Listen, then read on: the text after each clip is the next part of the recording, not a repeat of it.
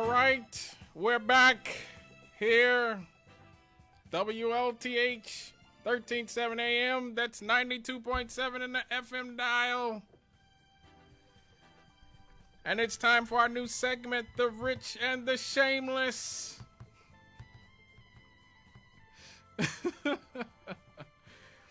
Yes, it's time for The Rich and the Shameless. I am not Robin Leach. I don't know if you noticed that, but no, I am not Robin Leach.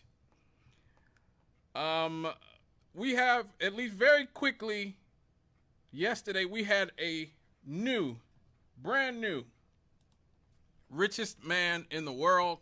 For about a few hours, we had a new richest man in the world. Elon Musk was temporarily dethroned by Larry Ellison of Oracle, whose net worth grew by $113 billion in one day.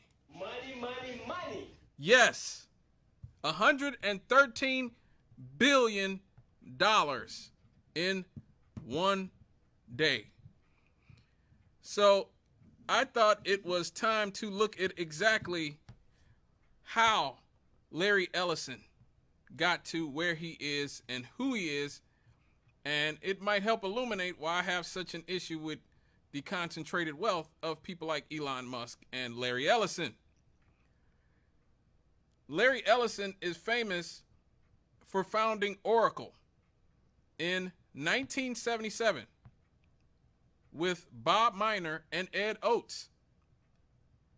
Now, the very first client of Oracle was the CIA. Yes, that CIA. The name Oracle itself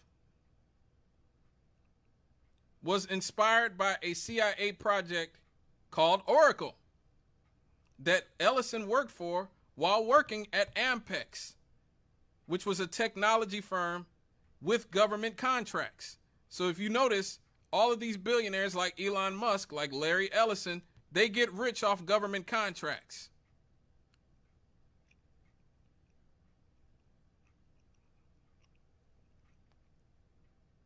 Now, exactly what did they do? This project involved developing a database that became the first foundation for Oracle's product. It is also what the Federal Reserve runs on. The Federal Reserve runs on Oracle. David Carney, who was a former CIA senior official, joined Oracle to head its Information Assurance Center post 9/11. We talked about the surveillance state. I think it was the segment before last, about the surveillance state, how it rapidly expanded after 9/11. Well, Larry Ellison is one of the people who helped that happen. That is what the billionaires in this country do. Indicating that at least one high-profile individual at the CIA was working with Oracle. Oracle has had contracts with every branch of the government. Of the military. With the military. With recent or pending contracts with the CIA, as also with law enforcement, local law enforcement agencies around the country.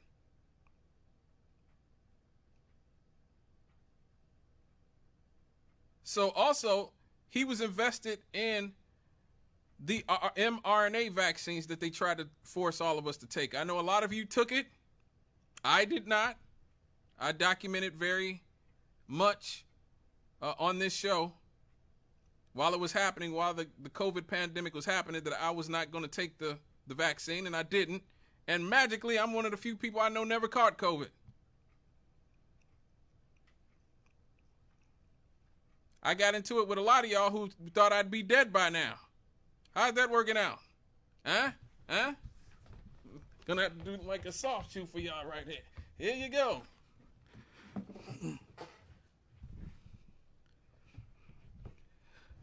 I've got vitamin D, I got vitamin C, I got zinc. I'm good. I don't need to inject experimental vaccine in my veins. You do you, though. But Larry Ellison, who's, I guess, the second richest man in the world, who has contracts with the DOD and every single military agency, is one of those people who has invested heavily in the mRNA vaccines. He is also developing an mRNA vaccine that will be tailored to an individual and will be able to do things to your body that have not been fully tested.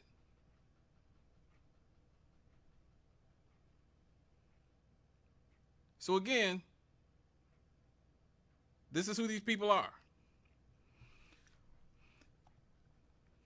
Since they started working with the U.S. government, they've been a major supplier of database software, cloud services, and cybersecurity tools for the U.S. government agencies, especially in defense and intelligence.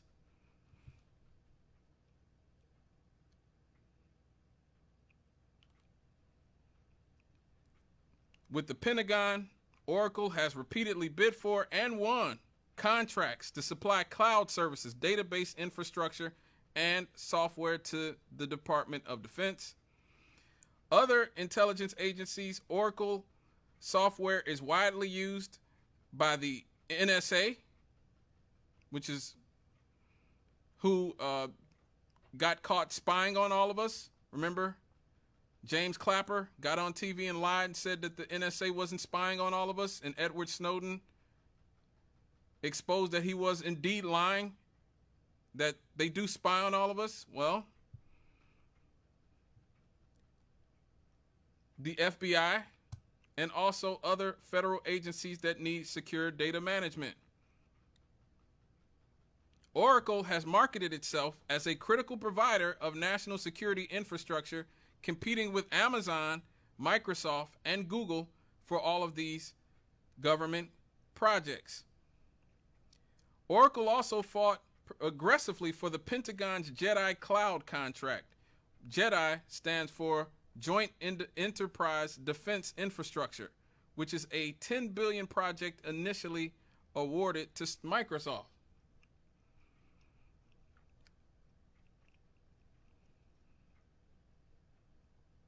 Now, we talked about the pandemic. During the pandemic, Oracle partnered with the Trump administration to build a national COVID-19 database collection platform. The project aimed to centralize hospital and patient data, but critics raised concerns over privacy and transparency given Oracle's corporate interest. So don't you see what's going on here? The merging of corporate and government corporate and government interest. You know what that's called, right? You know what happens when you government and corporate interest. That is what Mussolini called fascism.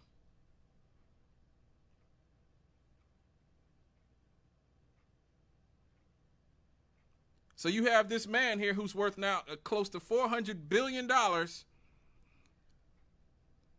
who's collecting a database of all our medical records.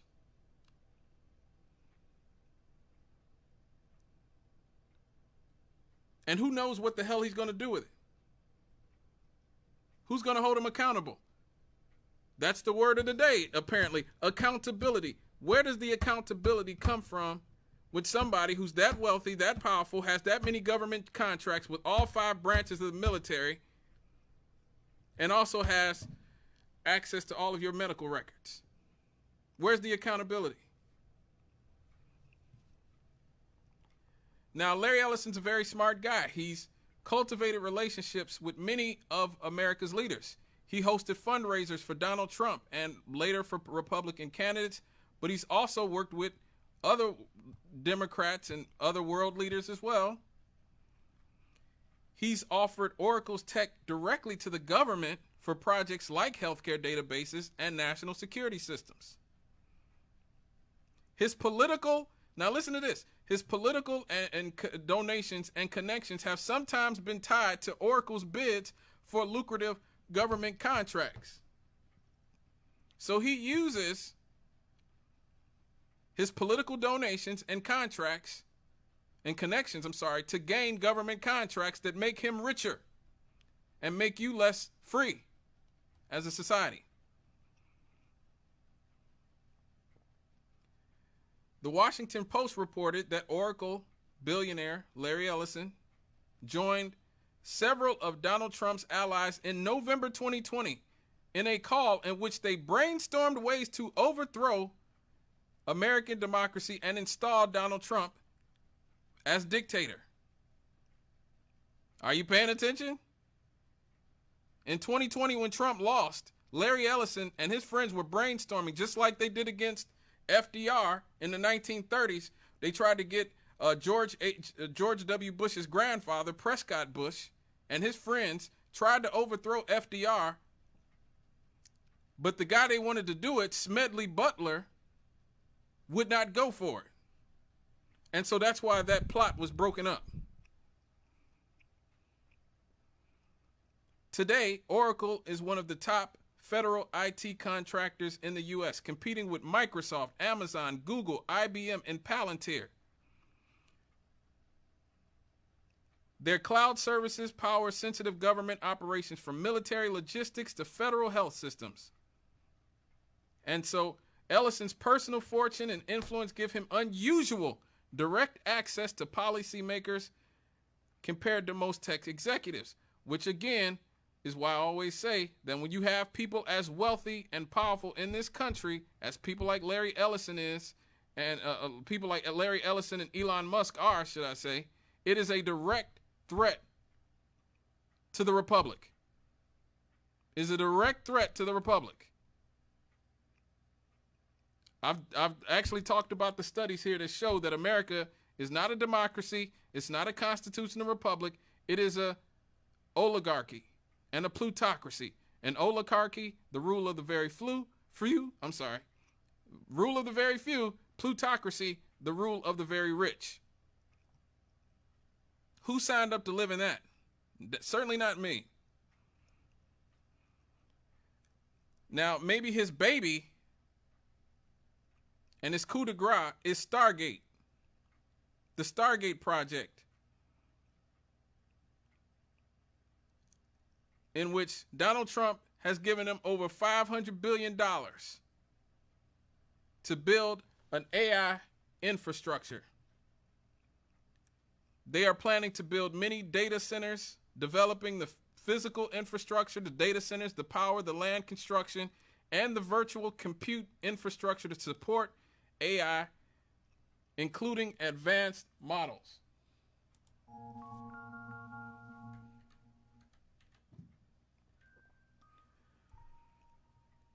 Now, this is also happening when Larry Ellison's son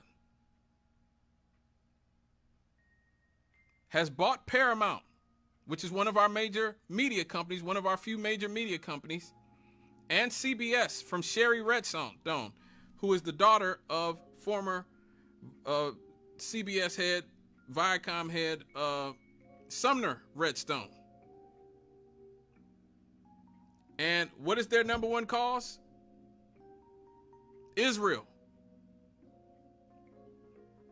They have given a literal Israeli propagandist, Barry Weiss, $200 million to buy her Israel state media outlet and put her in charge of CBS News's editorial direction. So you have a literal Israel propagandist who's been empowered by a man who was literally the world's richest man for about 2 or 3 hours a few days ago. They own one of the major media conglomerates in this country. Do you seriously think that you will get editorial fairness from anything that comes from CBS News from here on out when it comes to artificial intelligence, data centers, Israel, any entities, mRNA vaccines, any of these things that could possibly harm Larry Ellison and his family's interest?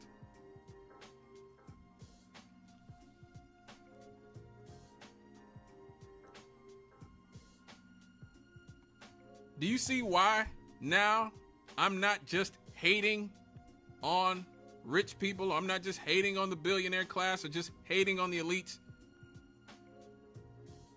These people are literally a threat to any form of democracy or republic that the United States has. They own our media. They own the land. They poison our water, poison our air, as we talked about last week when they literally poisoned St. Louis. Our government did. They own all the food companies. All of the food is made and grown by very few companies that all of these people are invested in. They control our politicians. This is why no matter what the American public wants when it comes to Israel or Ukraine or any other conflicts, they always get their way. The majority of the public wants nothing to do with this, but they still get what they want anyway. This is why it is imperative to fight back against concentrated wealth in this country. Not about hating or being envious. I'm not envious of Larry Ellison. I just don't want to live in his AI tech dystopia where he has control of every facet of my life. That's not hate.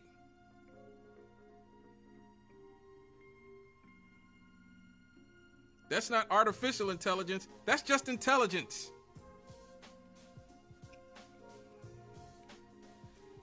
All right, folks.